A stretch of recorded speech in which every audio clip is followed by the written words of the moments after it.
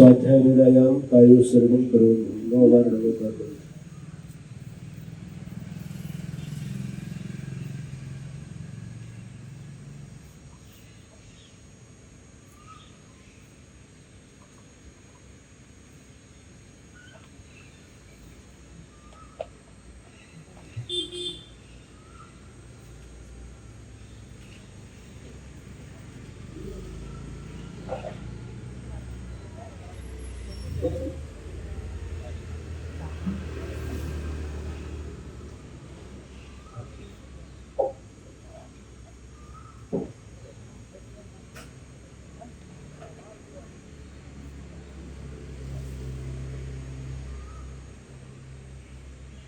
निर्मल झाण परेठया कम्म कलंक डहेवी अप्पालद्धौ जेण परु ते परमपणबेवी ते परमपणबेवी। योगसार ग्रंथ का स्वाध्याय चल रहा है और आज विमान नगर में इस ग्रंथ का स्वाध्याय करने का सौभाग्य मिल रहा है। दोहा सूत्र नंबर 36। सौ अचेयन जानि जियो एक सचे अनुसारु जो जाने बिनु परम मुनि लहु पावई भव पारु। सर्वम अचेतनम जानीहि जीवः एकः सचेतनः सारः यम ज्ञात्वा परम मुनिः लघु प्राप्नोति भवपारम। संसार में जितने पदार्थ हैं वह सभी अचेतन हैं, एकमात्र जीव ही चेतन है और यही सारभूत है। इस प्रकार जान करके जो परम मुनि है वह शीघ्र ही भव पारम प्राप्नोति, संसार समुद्र से पार हो जाते हैं। संसार में एकमात्र आत्मा यह सचेतन है, चेतना सहित है और जितने भी पदार्थ हैं आत्मा को छोड़ करके वह सभी चेतना से रहित हैं। जिसमें जानने देखने की शक्ति विद्यमान है उसे चेतन कहते हैं। तो एकमात्र आत्मा के पास ही जानने देखने की शक्ति है, इसलिए आत्मा ही चेतन है और शरीर आदि जितने भी पदार्थ हैं संसार में उसमें जानने देखने की शक्ति नहीं है। शरीर में जानने देखने की शक्ति है या नहीं? क्यों? आप लोग किससे देखते हैं बताओ? यहां पर आप लोग बैठ करके स्वाध्याय सुन रहे हैं, किसके माध्यम से हमें देख रहे हैं? आंख के माध्यम से। तो कौन देखता है? बोलो जल्दी जल्दी जल्दी बोलो। आंखें देखती हैं। यदि आंखें देखती हैं तो जब व्यक्ति मर जाता है और मरने के बाद भी उसकी आंखें खुली रहती हैं, फिर भी देखना चाहिए।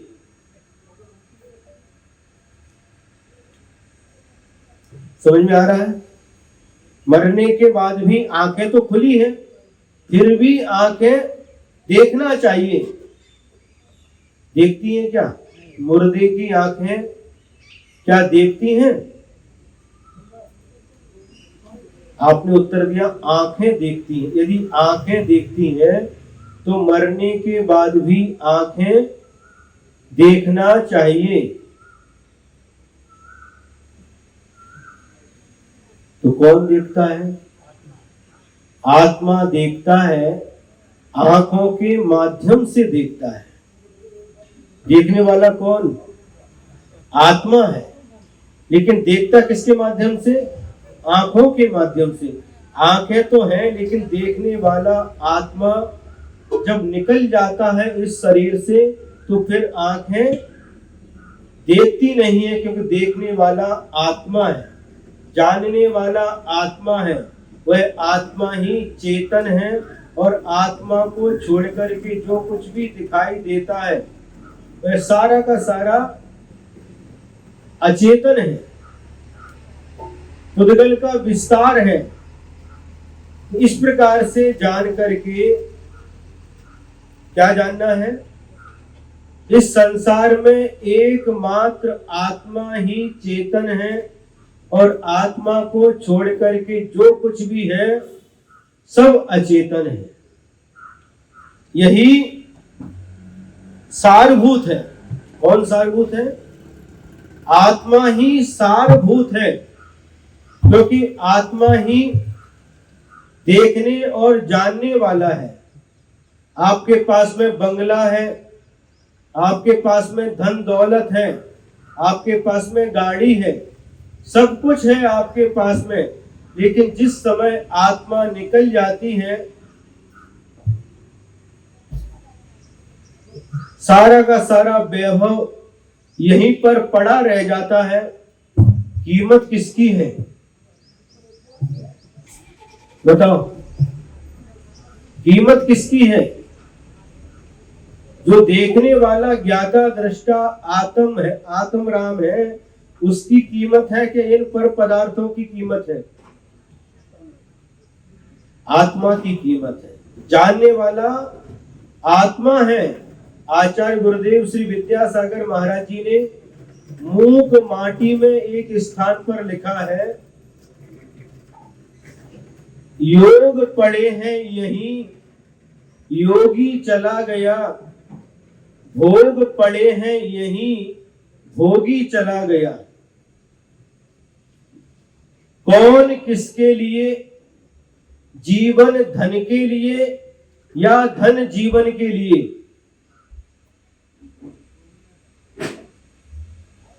बताओ, कौन किसके लिए?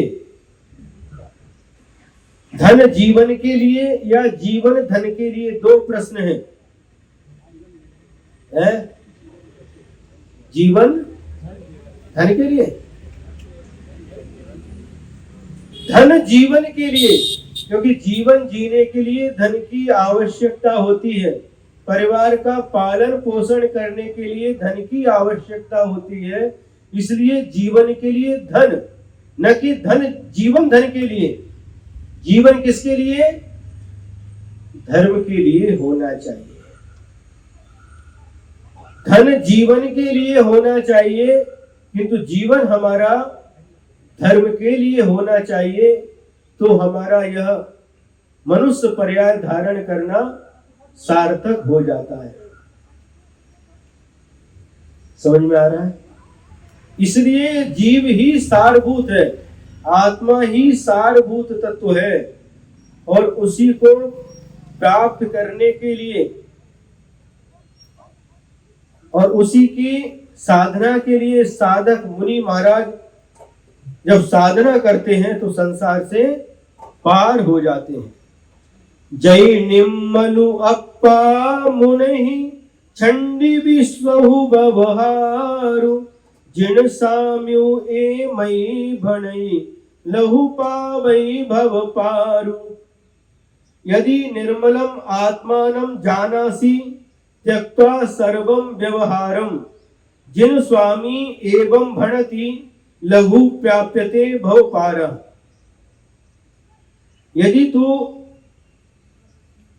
संसार के सभी व्यवहार को छोड़ करके निर्मल आत्मा को जानता है, तो तू संसार समुद्र से शीघ्र ही पार हो जाएगा। ऐसा जिन स्वामी भणति, जिनेंद्र भगवान कहते हैं।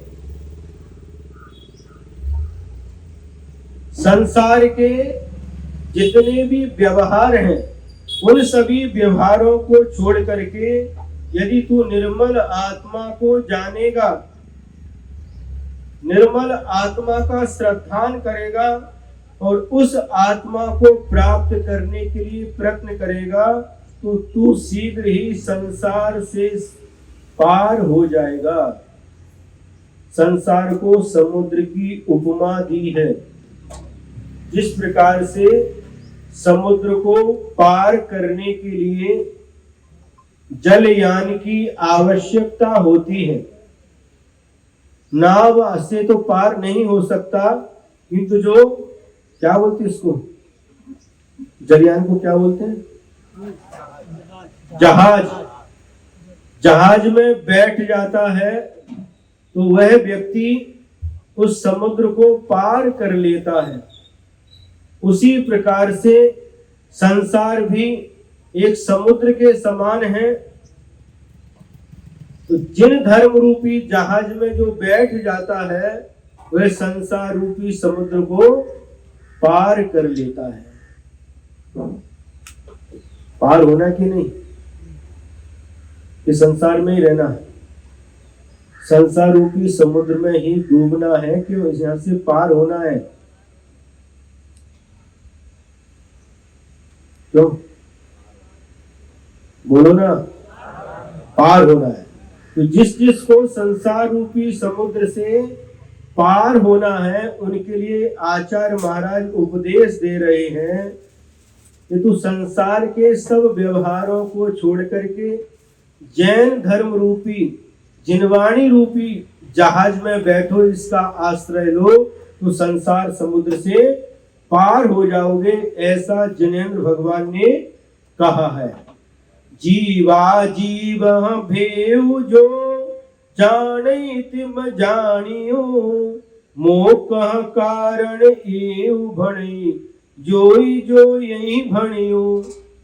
जीवा जीवयो भेदम यह जानाति, तेन ज्ञातम मोक्षस्य कारणम, एतत् भण्यते योगिन योग भी भणितम।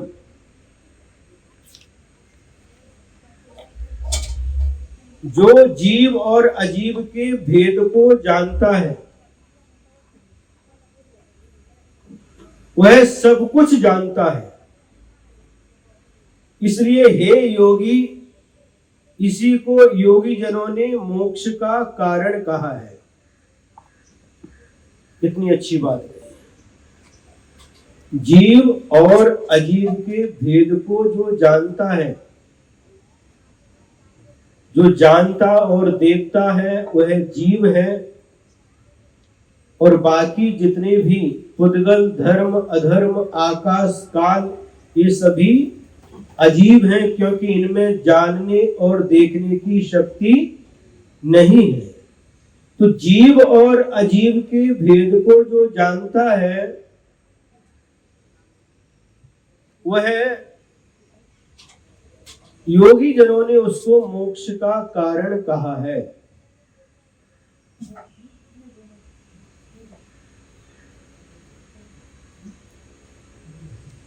हम लोगों को जो कुछ भी दिखाई दे रहा है वह कौन दिखाई दे रहा है? जीव के अजीब, अजीब दिखाई दे रहा है। जीव हमें अपनी आंखों के माध्यम से दिखाई नहीं देता। आचार्य श्री कहते थे जीव दिखता नहीं और पुद्गल टिकता नहीं। गुरु जी कहते थे जीव दिखता नहीं और पुद्गल टिकता नहीं। पुद्गल किसे कहते हैं? जो भी दिखाई दे रहा है वह सभी पुद्गल है। यह शरीर दिखाई दे रहा है, घर दिखाई दे रहा है, गाड़ी बंगला, जितना भी संसार में जो कुछ भी हमें दिखाई दे रहा है वह पुद्गल है। और गुरु जी कहते थे पुद्गल कभी टिकता नहीं। कितना भी इसे टिकाने का प्रयास करो लेकिन टिकने वाला नहीं है। समय आने पर पुद्गल नष्ट हो जाता है। पूर्ण गलन इसका स्वभाव है।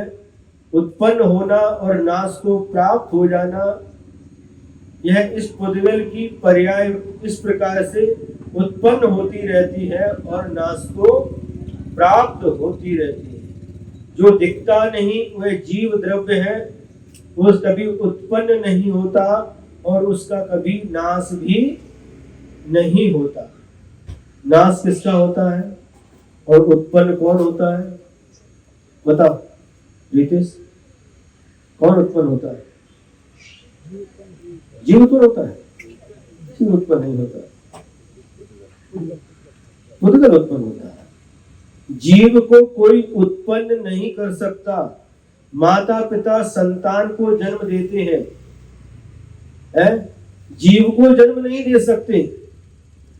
जीव अनादि काल से था, आज भी है और अनंत काल तक रहेगा। न जीव की उत्पत्ति होती है और न जीव का नाश होता है। पुद्गल उत्पन्न होता है और पुद्गल का नाश होता है। आपने जो जमा के रखा है, चाहे घर हो, दुकान हो, पत्नी हो, बच्चे हो, भाई बहन, जितने रिश्ते नाते हैं, गाड़ी घोड़ा धन दौलत, सब नाशवान है, सबका नाश होने वाला है। इसे कहते अनित्य भावना। ये सभी मिटने वाले हैं और जो मिटने वाला नहीं है वह आत्मा है, वह कभी भी मिटता नहीं है। कभी कभी किसी के बीच में झगड़ा हो जाता है तो गुस्से में आकर बोल देते हैं कि मैं तुझे मिट्टी में मिला दूंगा, मैं तेरे खानदान को मिट्टी में मिला दूंगा, मैं तेरे वंश को नष्ट कर दूंगा। ऐसा बोलते क्या? गुस्से में आकर के ऐसा बोल देते हैं। लेकिन कोई भी किसी के भी अस्तित्व को मिटा नहीं सकता। मिट्टी में मिलाएगा तो किसको मिलाएगा? शरीर को। तो शरीर तो मिट्टी है, वो मिट्टी में मिलने ही वाला है, आज नहीं तो कल। शरीर को मिट्टी में मिला सकता है, लेकिन मुझे कोई भी मिट्टी में मिला नहीं सकता। मैं अनादि काल से था और अनंत काल तक रहने वाला हूं। मेरे अस्तित्व को कोई मिटा नहीं सकता। जिस प्रकार से मेरा अस्तित्व है, उसी प्रकार से संसार में जितने जीव हैं, सबका अपना अपना अस्तित्व है। किसी के अस्तित्व को कोई मिटा नहीं सकता। यह जैन धर्म का शाश्वत नियम है।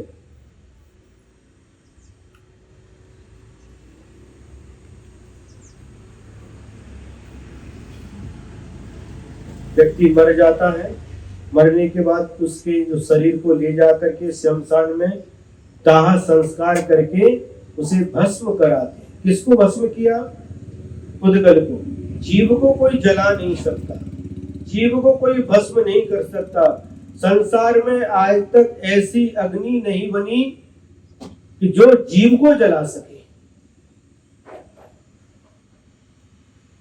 बहुत प्रकार की अग्नि होती है।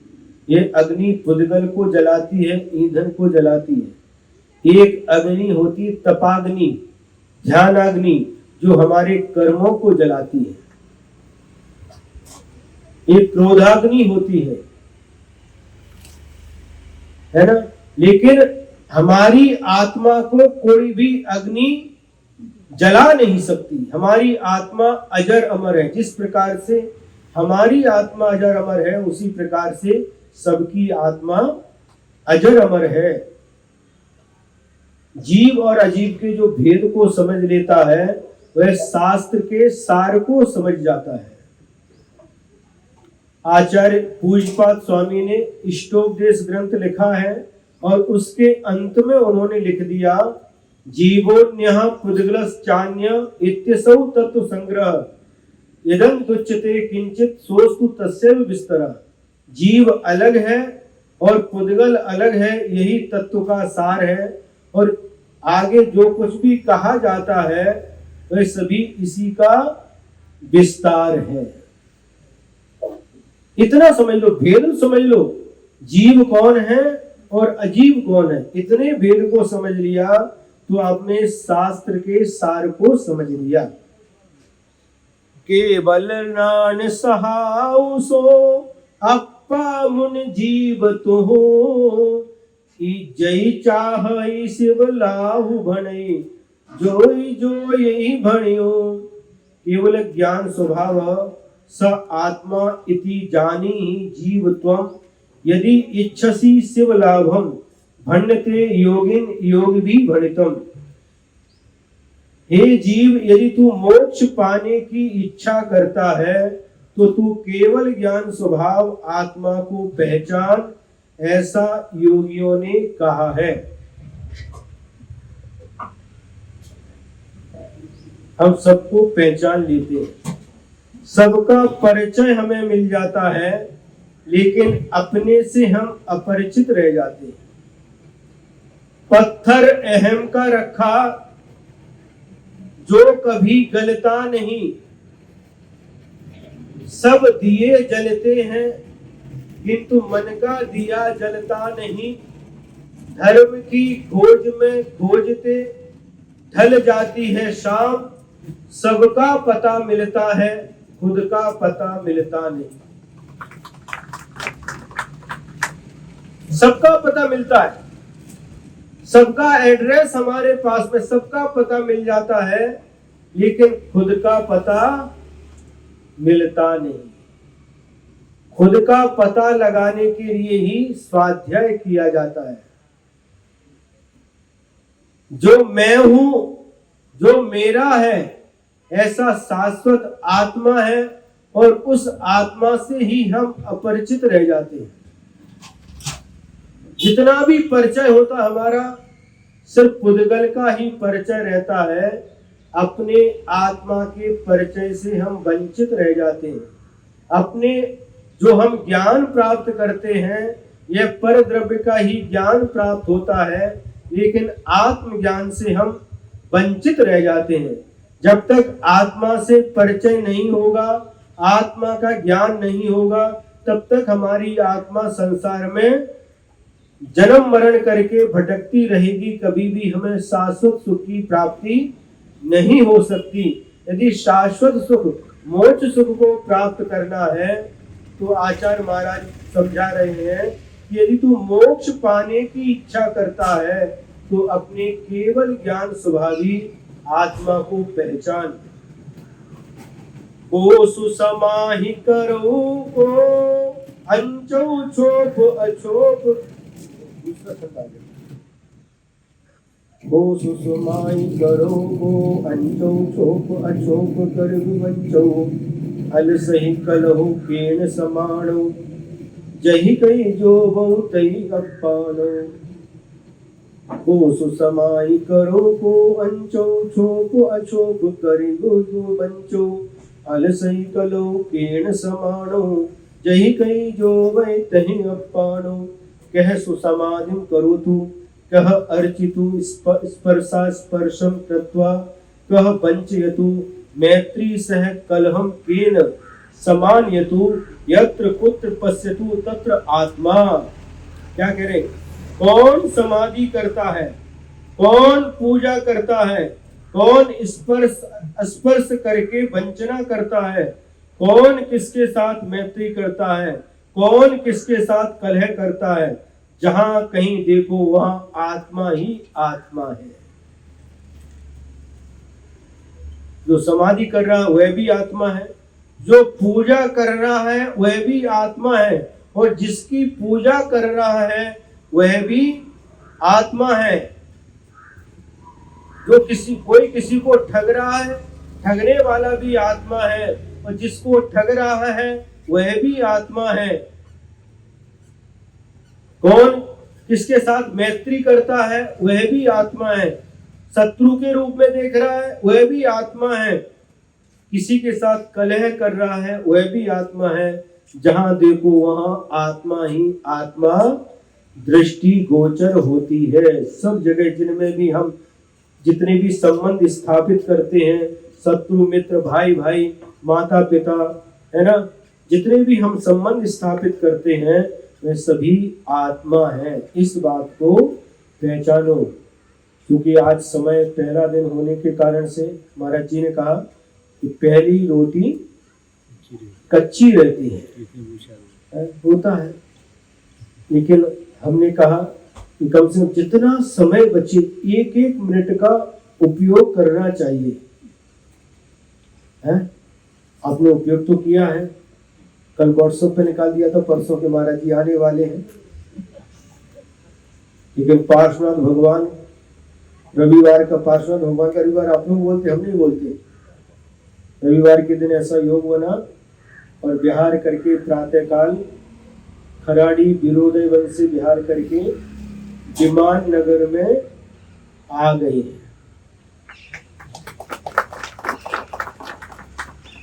तालियों में आवाज नहीं आती। महाराज सुबह से निकले हैं, भूखे प्यासे हैं, खाने के बाद, भोजन करने के बाद कोई बात नहीं, एक गुरु जी के द्वारा लिखा हुआ एक दोहा बोल करके हम समाप्त करेंगे। रितेश जी ने भावना रखी है कि यहाँ पर भी संत निवास हो, क्योंकि आप लोग संत समागम करना चाहते हैं, संतों के लिए निवेदन भी करते हैं, लेकिन संतों के लिए निवास होगा तभी संत आकर के आपको लाभ दे सकते हैं। सुन रहे हैं? आप लोग तो अपने अपने फ्लैट में रहते हैं, जिस प्रकार से पक्षी अपने अपने घोंसले में रहते हैं, कितने बाहर, जिस प्रकार से पक्षी अपने अपने घोंसले में रहते हैं, उसी प्रकार से हम जब से पुणे में आए हैं तो देख रहे हैं अपने अपने घोंसले बना करके कितनी बड़ी बड़ी बिल्डिंग है, 10वीं मंजिल, 12वीं मंजिल, 25 मंजिल तक हो गया। पहले दिन ही आए खराड़ी में, पड़गान हुआ और 9वीं मंजिल पर लेकर के गए। तो आप लोग तो अपने अपने फ्लैट में रहते हैं, साधु संत आते हुए फ्लैट में नहीं रह सकते। एका दिन की बात है तो अलग है, क्योंकि साधुचर्या का निर्वाह करना आवश्यक होता है। शुद्धि आदि है, प्रतिष्ठापन समिति है, वित्सर्ग समिति, इसका पालन करना भी मुनि महाराज के लिए अति आवश्यक होता है। तो मुनि महाराज को आप बुलाते हैं, तो यदि मुनि महाराज का रहने के लिए आवास होगा तो मुनि महाराज आकर के रह सकते हैं। आचार्य समंत भद्र स्वामी ने रत्न करंडक श्रावकाचार में 4 प्रकार के दान का उल्लेख किया है। पूर्वाचार्यों ने भी 4 प्रकार के दान बताए हैं, आहार दान, औषधि दान, ज्ञान दान और अभय दान। लेकिन आचार्य समंत भद्र स्वामी ने दान तो 4 प्रकार के बतलाए हैं, लेकिन उनके नामों में कुछ अंतर है। उन्होंने आहार दान लिखा और शायद औषधि दान लिखा, और तीसरा उपकरण दान, और चौथा आवास दान लिखा है। समंत भद्र स्वामी ने ये 4 प्रकार के दानों का उल्लेख किया है। आहार दान तो आप देते हैं, साधु बीमार पड़ गए औषधि दान भी देते हैं, और जब पीछी परिवर्तन होता तो पीछी भी ला करके देते हैं, शास्त्र भी देते हैं, कमंडलू खराब हो गए तो कमंडलू ला करके भी देते। ये क्या कहलाता? उपकरण दान। और चौथा है आवास दान। जब कभी साधु संत आते हैं तो उनको रहने के लिए आवास देना, यह आवास दान भी दान की कोटि में आता है। और आप लाभ लेना चाहते हैं तो यदि आवास है तो साधु आकर के रह सकते हैं और चातुर्मास भी कर सकते हैं। फिर ताली धीरे से बजा रहे आप लोग। विमाननगर में चातुर्मास करवाना कि नहीं? बोलो। हाँ, करवाना है। तो कहाँ करवाना है? फुटपाथ पर है? पेड़ के नीचे?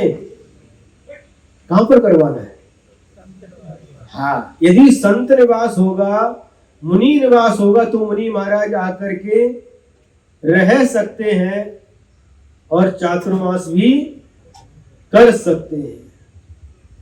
इसलिए श्रावकों का कर्तव्य है, मुनि महाराज कभी भी अपने रहने के लिए आवास नहीं बनाते। समझ में आ रहा कि नहीं? मुनि महाराज कभी भी अपने रहने के लिए आवास बनाते नहीं, बनवाते भी नहीं, लेकिन श्रावक का कर्तव्य होता है। शास्त्रों में उदाहरण दिया, एक सर्प होता है ना, सर्प कहां पर रहता है?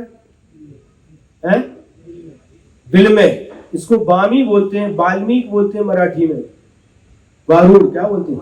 हाँ। सर्प उसमें रहता है, लेकिन कभी भी उस वारुड़ को, उस बामी को सर्प नहीं बनाता। कौन बनाता है? चींटियां बनाती हैं। अपने मुंह से मिट्टी का एक एक कण ला करके उस बामी को बना देती हैं, लेकिन रहता कौन है? चींटियां रहती क्या?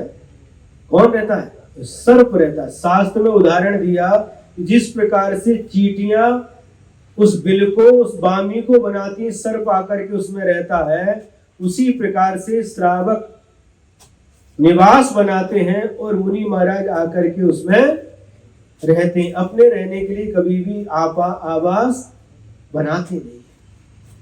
ये तो श्रावक का कर्तव्य है। और श्रावक यदि लाभ लेना चाहे तो अवश्य ही लाभ ले सकता है। क्योंकि आज समय देर से चालू हुआ, आधा घंटा हो गया है। अब ये पर महाराज जी को सुनेंगे।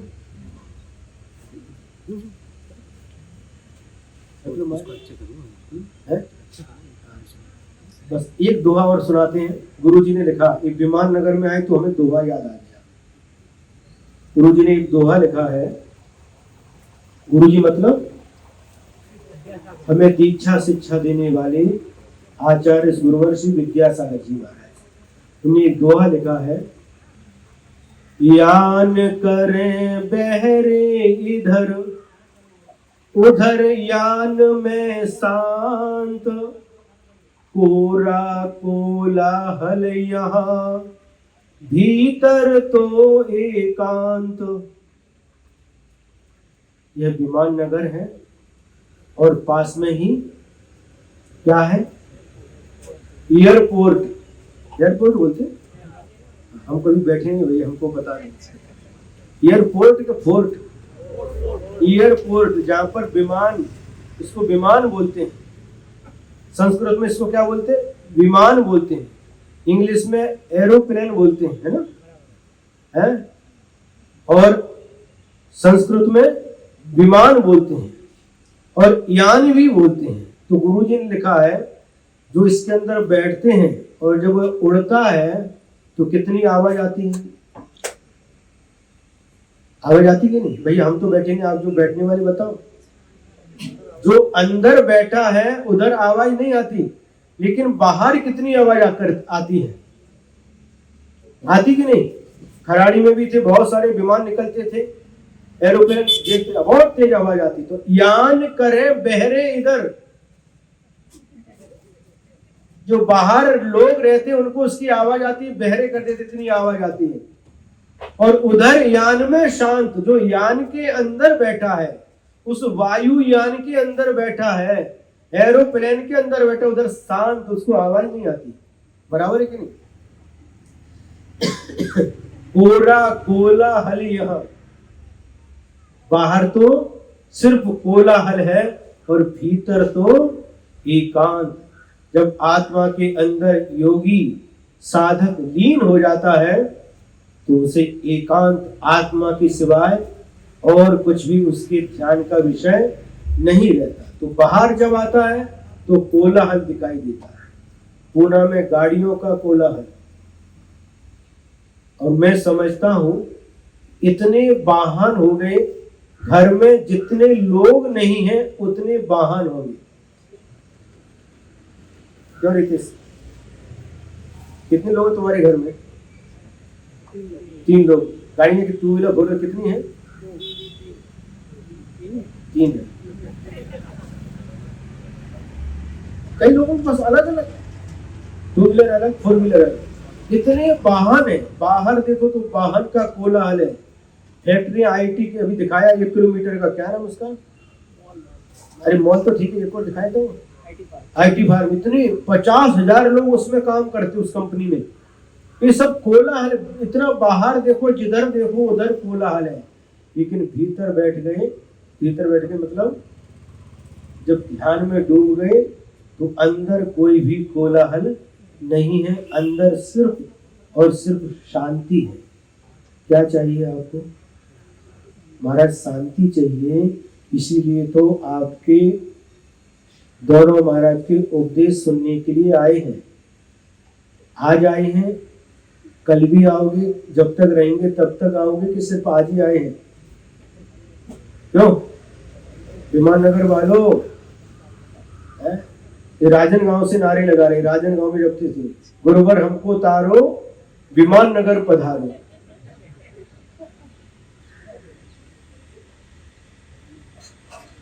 बांगोली में, खराड़ी में यही नारे सुनते आए। पहले जब बाहर थे तो महाराज महाराष्ट्र चलो, महाराष्ट्र में पधारो, महाराष्ट्र में आ गए। अब महाराज विदर्भ नहीं, मराठवाड़ा नहीं, पश्चिम महाराष्ट्र चलो। पहले विदर्भ में आए, फिर मराठवाड़ा में, पश्चिम महाराष्ट्र में आ गए। महाराज पूना चलो, पूना में आ गए। अब महाराज विमान नगर चलो, अब विमान नगर आ गए। अब विमान नगर के बाद अब महाराज हमारे घर चलो। अलग अलग कॉलोनी में घर है। इस प्रकार से अपनी अपनी भावना व्यक्त करते। घर बुलाने से नहीं आते महाराज, कभी भी घर बुलाने से नहीं आते। आप लोग नवधा भक्ति करते हैं विधि पूर्वक, तो योग बनता है, तो आहार के निमित्त से आपके घर में आ जाते हैं। और शास्त्रों में लिखा है कि जिस घर में साधुओं के चरण नहीं पड़ते वह घर श्मशान के समान होता है। ऐसा पद्मनंदी पंचविंशति का शास्त्र में लिखा हुआ है। तो बहुत अच्छा है, आप लोगों को जितना लाभ लेना है, कितना लाभ लेना है? जब तक है तब तक जितना लाभ लेना है लीजिए, और इसके बाद का कोई भरोसा तो रहता नहीं है। आप लोगों ने अच्छा पुरुषार्थ किया है, लेकर के आए हैं, और उसी प्रकार से इसी उत्साह के साथ प्रतिदिन यहाँ पर जो दोनों महाराज जी का जो समय होगा उसके अनुसार आपको प्रवचन स्वाध्याय सुनने को मिलेगा, है ना। शाम को भक्ति होगी, आरती होगी, और महाराज जी साहित्य संघ का समाधान, जो भी होगा आपको भरपूर लाभ लेना है। जब तक है तब तक, ठीक है, इतना ही पर्याप्त है। हाँ बहुत अच्छा, आपने श्री रामपुर में ये लोग आए हैं, आशुतोष है, अनुज है, योगेश गंगवाल, कुणाल, अच्छा लाभ लिया है। तो जहां पर साधु रहते हैं वहां पर आकर के लाभ लीजिए, है। साधु एक जगह तो रहते नहीं, जहां रहते हैं वहां पर आकर के सभी लोगों को लाभ उठाना। ऐसा नहीं विमान नगर आए तो विमान नगर वाले लाभ उठाए, सभी लोग पूना के आसपास इर्द के जो भी लोग हैं सभी लोग अधिक से अधिक लाभ उठाएं। इन्हीं मंगल भावनाओं के साथ जय बोलो द्वादशांग जिनवाणी माता की, परम उपकारी परम पूज्य आचार्य गुरुवर श्री विद्यासागर जी महाराज की, बोले समय सागर जी महामुनि राज की, अभिनंदन सागर जी महामुनि राज की, बोले ऋषभ सागर जी महामुनि राज की।